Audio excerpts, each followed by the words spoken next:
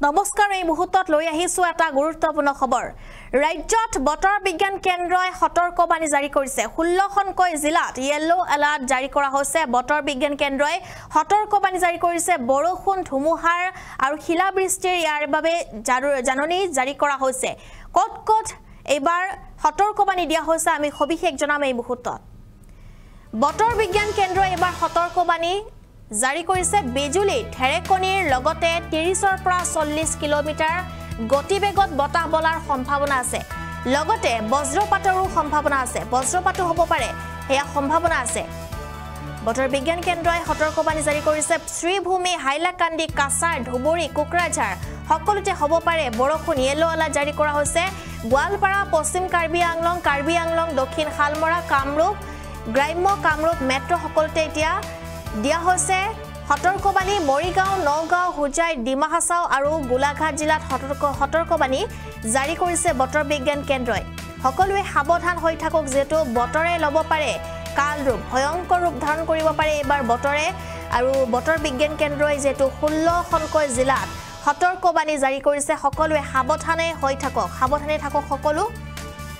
ৰাজ্যৰ 16খনকৈ জিলাত আজিৰ দিনটোত হালধীয়া সতৰ্কবাণী জাৰি কৰিছে গুৱাহাটীস্থিত আঞ্চলিক বতৰ বিজ্ঞান কেন্দ্ৰই সতৰ্কবাণী জাৰি কৰা জিলাসমূহত বিজুলী ঢেৰেকণীৰ লগতে আহিব পাৰে প্ৰচণ্ড ধুমুহা বিজুলী ঢেৰেকণীৰ লগতে 30ৰ পৰা 40 গতিবেগত আমি যেটো জনাই আছো 30ৰ পৰা 40 কিলোমিটাৰ গতিবেগত বতাহ বলাৰ সম্ভাৱনা আছে লগতে বজ্ৰপাতৰো সম্ভাৱনা ব্যক্ত কৰা হৈছে আৰু লগতে ইয়াৰ একাংশ জিলাত বিজুলী ঢেৰেকণীৰ লগতে ঘণ্টাত 40ৰ পৰা 50 কিলোমিটাৰ গতিবেগত ধুমুহা হোৱাৰ সম্ভাৱনা আছে সকলোৱে সাৱধান হৈ থাকক শ্ৰীভূমি হাইলাকান্দি আৰু কাছাৰ জিলাত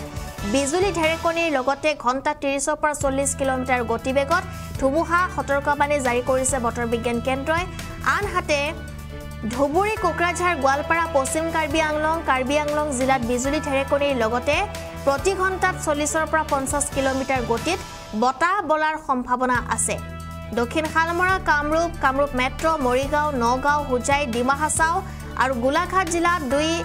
এঠাইত বিজুলী ঢেৰেকণী সহ বজ্ৰপাতৰ সম্ভাৱনা আছে সকলোৱে সাৱধান হৈ থাকক যেটো বতৰ বিজ্ঞান কেন্দ্ৰই সতৰ্কবাণী জাৰি কৰিছে আৰু ধুমুহা বৰষুণ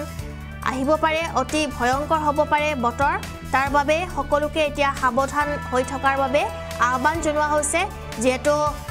শিলাবৃষ্টি দেখিবলৈ পোৱা গৈছিল শ্ৰীভূমিত আৰু